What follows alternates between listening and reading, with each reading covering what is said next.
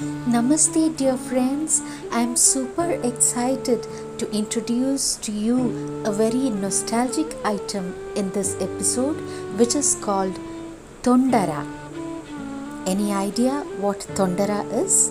In Malayalam language, Tondu means dried coconut and Ara means waste. Now, have you got any clue about what Tondara is? Tondara is a very simple yet effective device which is used to teach swimming to beginners. The device is made up of dry coconuts and it is tied around the waist of the person who swims to make sure that he floats on the surface of water and wouldn't drown.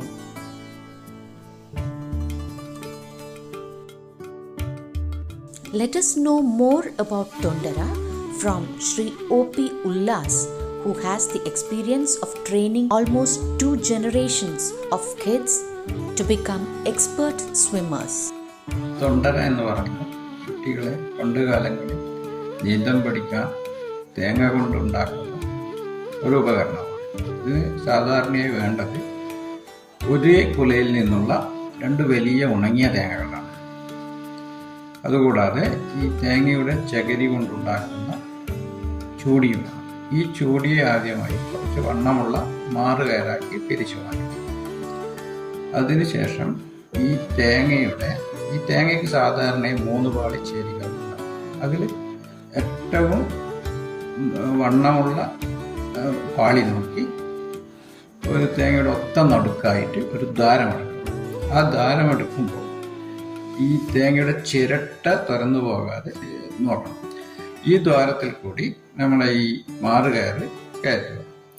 അത് കയറ്റി 2 തേങ്ങയും ഈ മാറുകയറിൽ നിന്ന് ഒരടി വ്യത്യാസത്തിൽ ഉറപ്പിച്ച് നിർത്തുക. അതിന് ഈ മാറുകയറിൻ്റെ ഉൾഭാഗത്തും പുറം ഭാഗത്തും 2 കെട്ടുകൾ ഇട്ടാൽ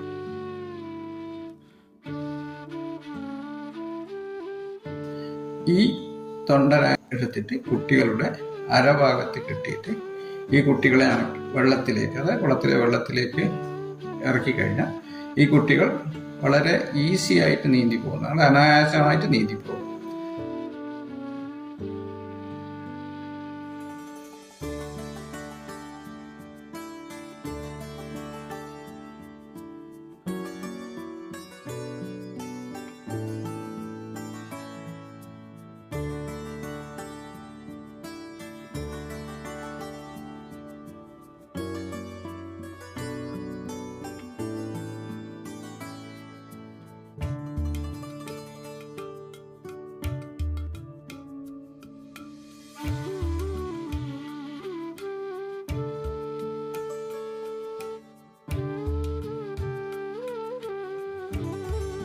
ഇങ്ങനെ ഒരു 4 മണിക്കൂർ ഒരു കുട്ടിയെ നീന്തിച്ചു കഴിഞ്ഞാൽ, ഈ തൊണ്ടര കെട്ടി നീന്തിച്ചു കഴിഞ്ഞാൽ ആ കുട്ടി പിന്നീട് സ്വയം നീന്തുന്നതായിട്ട് കാണുന്നുണ്ട്.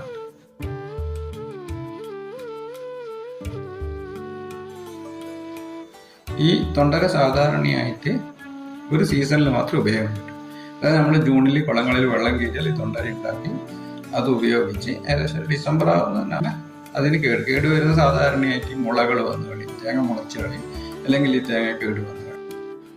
For the next rainy season, again, fresh tondaras are made. Dear friends, hope you enjoyed this episode of Tondara.